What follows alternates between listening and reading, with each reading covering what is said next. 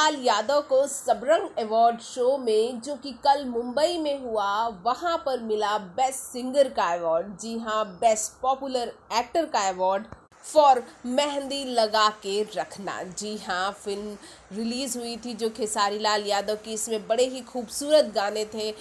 खेसारी को जो ये अवार्ड मिला है, ये बेस्ट सिंगर और बेस्ट एक्टर का भी अवार्ड मिला है। साथ ही साथ आपको बता दें, नीलम गिरी, अंकुश राजा, शिल्पी राज और सिंगर प्रियंका सिंह को भी अवार्ड मिला है। इस अवार्ड शो में भोजपुरी इंडस्ट्री का एक बहुत बड़ा तबका गायब था, जैसे कि पवन सिंह, दिनेश लाल यादव निरहुआ, आम्रपाली दुबे, अक्षरा सिंह जैसे कई बड़े कलाकार यहाँ से नदारद थे।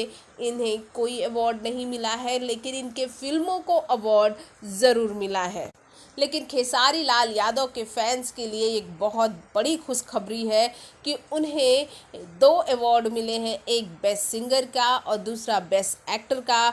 और तो और खेसारी ने यहाँ जमकर परफॉर्मेंस भी दी, जो लोगों को बहुत पसंद आई। पाखी हेगड़े के साथ बंगलनिया गाने पर भी उन्होंने परफॉर्मेंस दी, जो इस साल का सबसे बड़ा हिट सॉन्ग है।